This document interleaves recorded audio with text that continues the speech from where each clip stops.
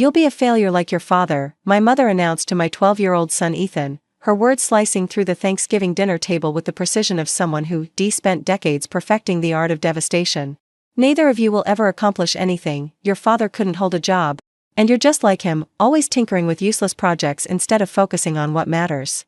My son's face crumpled, his fork clattering against his plate as he fled the table without a word, while I sat frozen between rage and heartbreak, watching my child disappear upstairs with my mother's poison already taking root in his brilliant mind. For weeks afterward, Ethan went quiet. No more excited explanations of his experiments, no more questions about how things worked, just silence from a boy who been told his curiosity was worthless, until his science teacher called with news that would change everything. "Mrs. Patterson, I need you to sit down. CNN just contacted the school. Ethan's project has solved a water purification problem NASA has been working on for 7 years. He's 12 years old, and NASA wants to meet him." Let me tell you how my mother's cruelty accidentally created the catalyst for my son's triumph. My mother, Diane Caldwell, had opinions about everything. Specifically, she had opinions about how everyone around her was failing to meet her standards. Her own life had been modest, married young, worked retail, raised 2 daughters in a small house in suburban Ohio, but somehow this qualified her to judge everyone else's choices with merciless precision. My sister Catherine had earned her approval by marrying a successful accountant, producing 2 perfectly average children, and living the kind of conventional life that made sense to our mother. She attended church, hosted neighborhood barbecues, and never once questioned whether there might be more to existence than checking the expected boxes. I had earned our mother's permanent disappointment by falling in love with David Patterson. David was a dreamer. That's what my mother called him, her voice dripping with contempt whenever his name came up. He was an inventor, a tinkerer, a man who saw problems everywhere and couldn't rest until he'd figured out solutions. His workshop was filled with half-finished projects, notebooks crammed with sketches, prototypes of devices that would change everything once he worked out the final details. He never made money from his inventions. Not because they weren't good, several were brilliant, but because David cared more about solving problems than selling solutions. He'd give away ideas that others would have patented. He'd help competitors improve their products because collaboration mattered more to him than competition. We lived modestly. I worked as a dental hygienist, David took odd jobs between projects. We weren't poor, but we weren't comfortable either. Every family gathering became an opportunity for my mother to remind me of the life I could have had if I'd chosen wisely. "Catherine's husband just got promoted," she'd say. "They're adding a sunroom. Must be nice to have a husband who contributes." David pretended not to hear. He'd retreat to his workshop, lose himself in whatever problem had captured his attention, and emerge hours later with grease on his hands and peace in his eyes. I loved him for exactly who he was. My mother hated him for exactly the same reason. David died when Ethan was 7. A car accident, sudden and senseless, on a rainy Tuesday when he was driving home from the hardware store with parts for his latest project. The police said he'd swerved to avoid a dog in the road. Classic David, trying to save something, sacrificing himself in the process. The grief nearly destroyed me. What saved me was Ethan. Our son had inherited everything wonderful about his father. The curiosity that turned every object into a question. The patience to take things apart and understand how they worked. The joy in solving puzzles that others had abandoned as impossible. By 8, he was building robots from spare parts. By 10, he'd taught himself basic programming. By 11, he was designing his own experiments with a sophistication that startled his teachers. He was brilliant. And my mother never saw it. To Diane Caldwell, Ethan was David's legacy of failure. She watched him tinker in his makeshift workshop, the spare bedroom I'd converted after David died, filling it with his father's tools and notebooks, and saw only wasted potential. The same useless projects. The same impractical dreams. The same path to nowhere that his father had walked. "He needs sports," she'd insist. "Something that will teach him teamwork, discipline. Not this solitary nonsense. He's happy, Mom. He's learning. He's hiding. From life, from success, from everything he should be pursuing." She'd shake her head with theatrical disappointment. "I just don't want him to end up like David. Brilliant but broke. Smart but unsuccessful. You understand, don't you?" I understood that she'd never understood anything about my husband or my son. But I kept inviting her to holidays because she was my mother, because family was supposed to matter, because I naively believed she might eventually see what I saw. She saw what she wanted to see instead. The Thanksgiving incident happened last year. Ethan had been excited to show his grandmother his latest project, a water filtration system he'd been developing for months. He'd noticed that traditional filters wasted significant amounts of water during the purification process and had become obsessed with solving the inefficiency. "Grandma, look. He'd brought his prototype to the dinner table, unable to contain his enthusiasm. It uses a multi-stage membrane system that reduces water waste by almost 60%. I think it could help people in places where water is scarce. Put that away, my mother interrupted. We're eating dinner, not playing science fair. But I thought you'd want to see. What I want to see is a grandson who focuses on his grades, on sports, on making something of himself. Not someone wasting time on toys that will never amount to anything. It's not a toy. It's actually really innovative. My teacher said, your teacher is being polite. My mother's voice rose sharply. You'll be a failure like your father. Neither of you will ever accomplish anything. He couldn't hold a job, and you're just like him, always tinkering with useless projects instead of focusing on what matters. The silence that followed was absolute. Ethan looked at me, his eyes filling with something that broke my heart, then pushed back from the table and fled upstairs. I heard his door slam, heard the lock click, heard what I thought might be crying but couldn't be sure through the barrier he put between us. That was cruel, I told my mother, my voice shaking with barely contained fury. It was honest. Someone needs to tell him the truth before he wastes his life like David did. David didn't waste his life. He lived it exactly how he wanted. He was happy. Happy and poor. Happy and unsuccessful. Happy and dead at 42 with nothing to show for it but a widow and a child who's following the same useless path. I asked her to leave. She did, with wounded dignity and not a trace of remorse.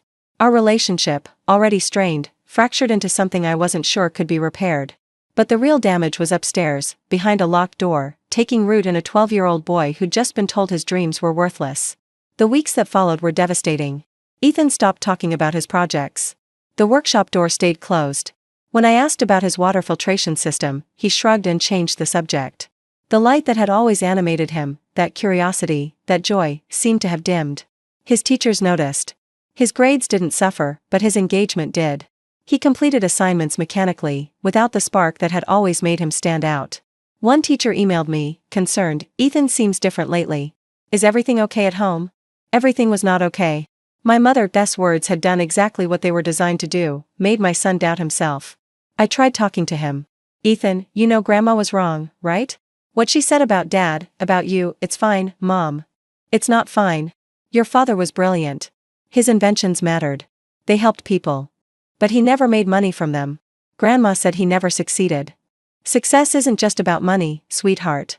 Then what is it about? I didn't have an answer that could compete with the certainty of my mother's cruelty. Words felt inadequate against a wound that deep.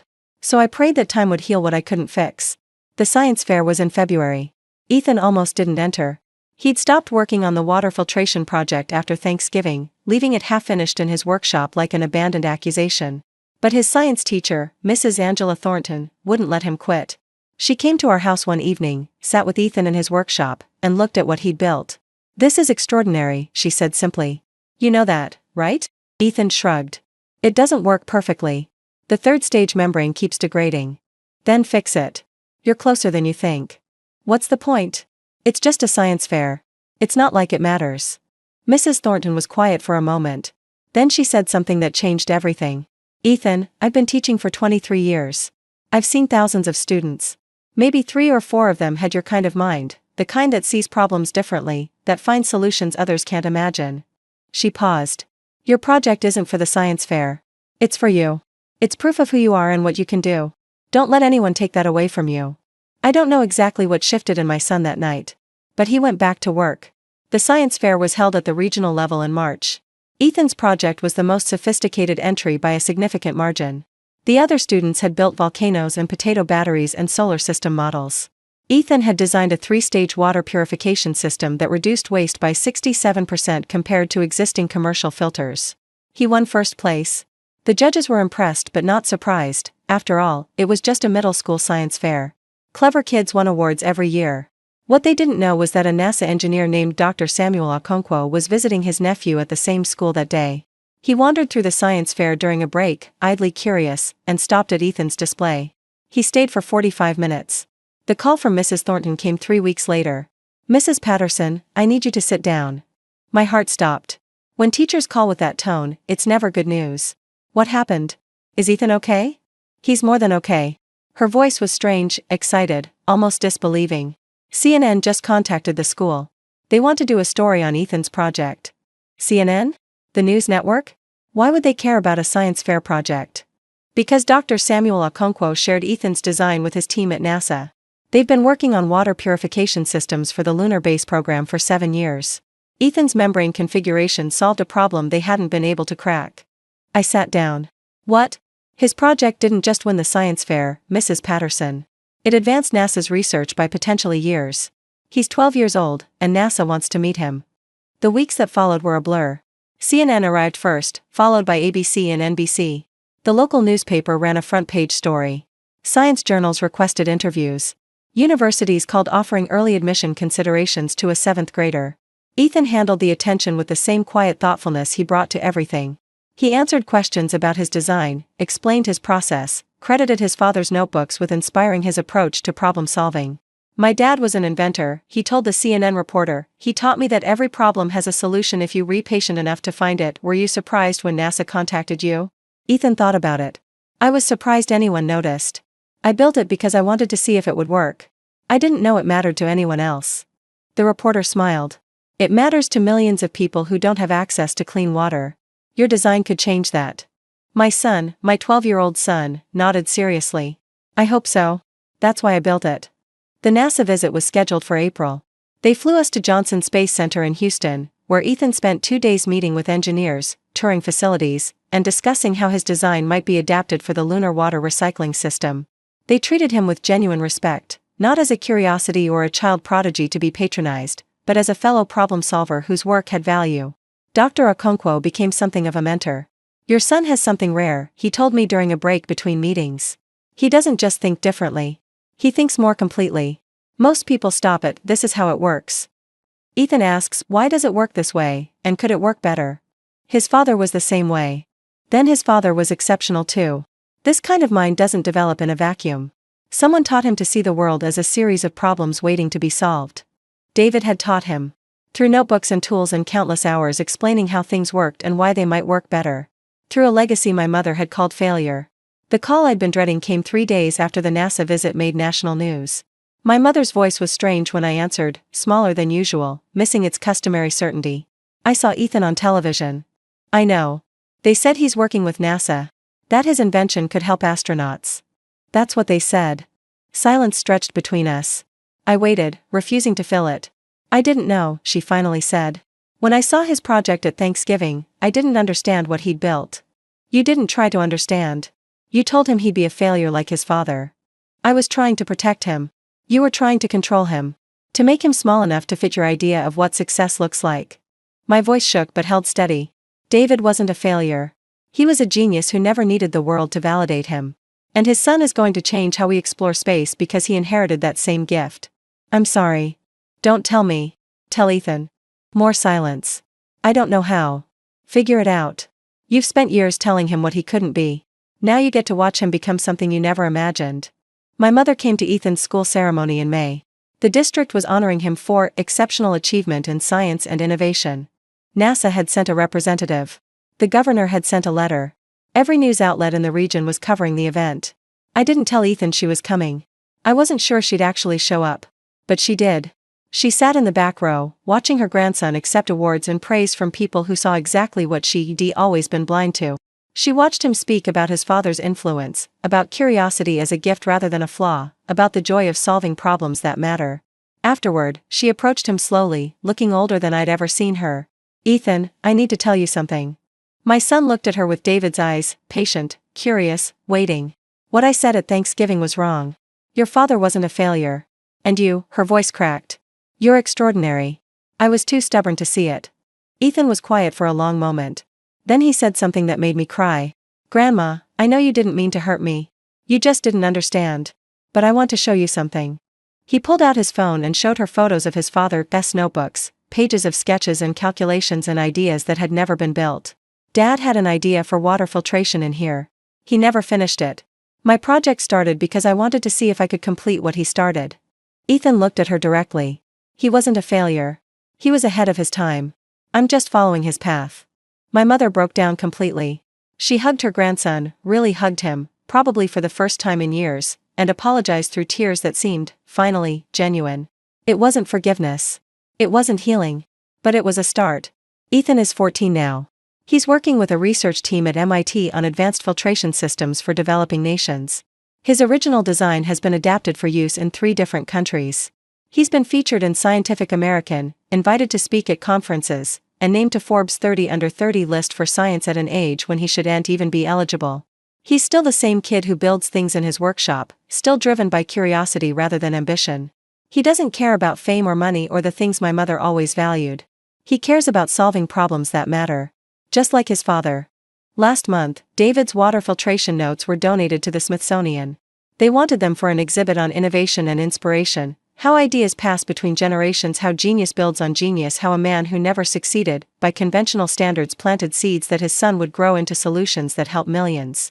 I stood in front of the display case, reading the placard, Notebooks of David Patterson, Inventor and Inspiration. His work inspired his son Ethan's breakthrough water purification system, now deployed in 47 countries. My mother stood beside me. We don't talk often, but she'd asked to come. He would have been proud, she said quietly. He was always proud. Of his work, of his son, of his life. I looked at her directly. He didn't need your approval. Neither does Ethan. She nodded slowly, accepting the truth she'd resisted for so long. I was wrong about him. About both of them. Yes. You were. Can you forgive me? I thought about the question for a long time. I can try. But Ethan's forgiveness is what matters. And he gave you that already? Why? I was so cruel to him. Because he's like his father. I smiled, tears building in my eyes. He sees the best in people, even when they can't see it in themselves. Some people measure success in money or status or the approval of others. David measured it in problems solved and curiosity fed. Ethan measures it the same way. My mother called them failures because they didn't fit her definition of success. But the world needed their kind of failure. It needs people who dream bigger than their circumstances, who build things that matter more than they profit, who pass their gifts to the next generation along with the courage to use them. Ethan proved that his grandmother was wrong. But more importantly, he proved that his father was right. Some gifts take time to bloom. Some legacies are measured in generations rather than dollars. And some failures change the world.